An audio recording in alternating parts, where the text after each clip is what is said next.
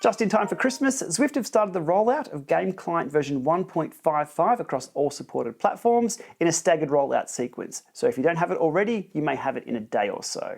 Now don't expect too much from this one, as releasing any major changes this close to the holiday season isn't a good idea. However, they have made some small changes that are worth going through. So in this video, I'll take you through all the changes in 1.55. I'll show you how to kit up in this beautiful Christmas sweater for your holiday rides. I'll take you through my top 10 things that I want to see in Zwift in 2024. And then I'll throw it over to you to let us know in the comments what you want to see on the Zwift platform in the next 12 months.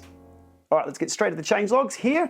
Starting off with the ability to display tooltips for cycling and running workout graphs on the workout details screen on touchscreen devices. On screen here is the iPad showing one of my custom workouts. And as I touch the screen here, nothing happens. Post the update, you can see as I drag my finger across the screen, more information about the interval will show up, so I'm better prepared for the workout I'm about to undertake. Jumping over to Zwift Insider as a reference for the next update, which is to race timing display changes. Zwift state here that they've made a change for the timing of all competitive events, excluding team time trials and individual time trials.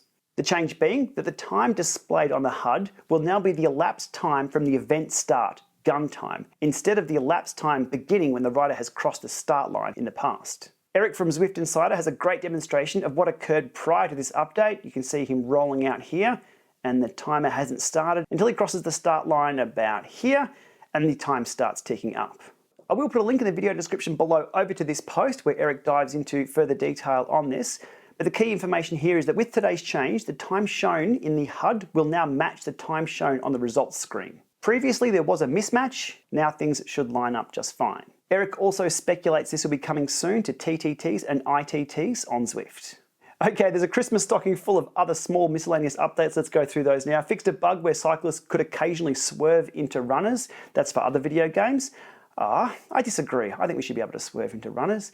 Fixed an issue where Climb Portal's elevation scaling options could not be navigated using keyboard or play controllers. Fixed an issue with riders' time in events that have the same segment and event finish lines. They fixed an issue with the player's name being shown the wrong color in the results sheet. The Save Activity screen now shows if you have connected your Zwift account to Wahoo system. You can now dismiss the new Cycling Streaks screen with the Zwift Companion app. Fixed an issue where the road on canopies and coastlines route flickered in some locations. Steering-only events are now categorized under the hardware requirement filter. Zwift pulled out the butterfly nets and made some changes here, saying they humanely captured and re-released elsewhere the butterflies that appeared in the Cycling Streaks screen after completing an activity on Climb Portal. Did they really, or did they just kill them? Were they really even butterflies? These are the big questions we have to ask. And then onto some specific platform updates. One for Windows and macOS, fixed a potential crash that could occur when riding with a robo-pacer. That's not a good thing.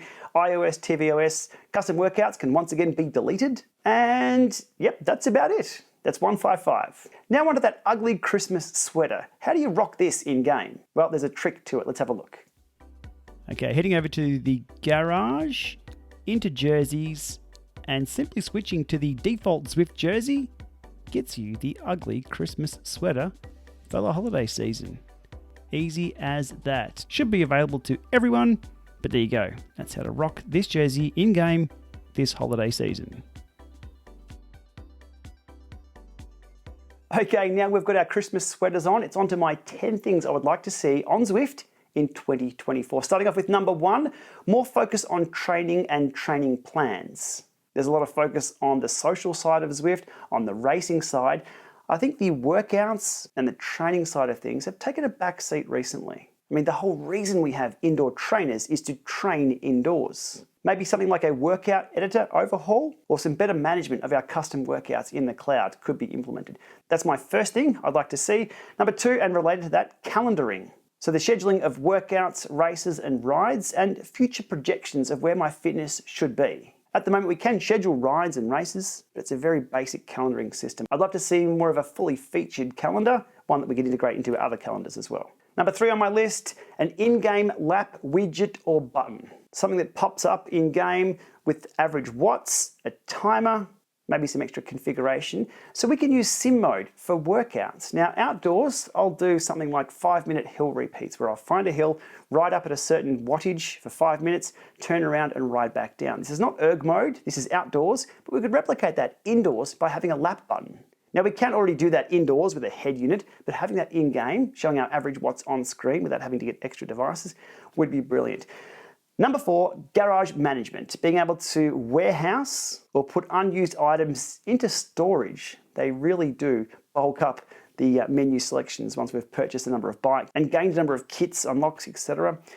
Number 5, preferred bike setups and a quick switch to those. Let's say you have a preferred road bike setup, TT bike setup, maybe off-road for gravel or mountain. So being able to choose your preferred bike setup in the menus, but in-game have a quick change button so you can switch between bikes. Not a new idea, but something that I would love to see.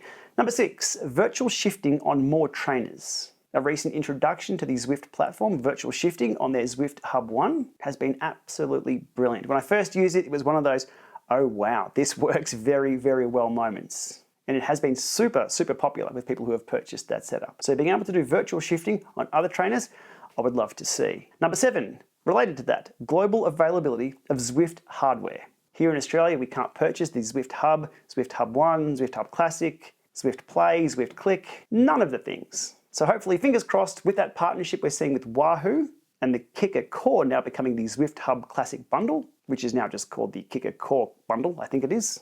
Hopefully we see worldwide distribution of those along with the other Zwift hardware. Number 8, bike sensor integration.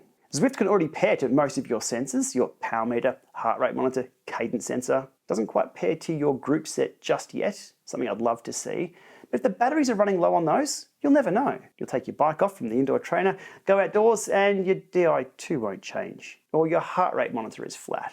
I'd love to see some notifications in-game for that, for the sensors that we already connect. And the addition of being able to pair to your group set too, I think that would be very handy. Our head units can already do this. Other platforms are already doing it as well. Zwift, I think it would be a great value add. Number 9, I think we can all agree on this one, no price increases for the subscriptions for next year, and no in-game microtransactions. No explanation needed. I think we can all agree. And jump straight to number 10, what I would love to see in-game is pedals. Now Zwift have a clip-in and clip-out sound, but no pedals. How is that even possible? And I do apologize. If you've never noticed that Zwift doesn't have pedals, I'm sorry, you can't unsee this. Zwift doesn't have pedals. Now sure, it might be complex for them to put pedals on bikes, all the graphics and things they need to line up, but they could just fake it by putting them underneath every shoe. That would look the same, wouldn't it? I'm sure.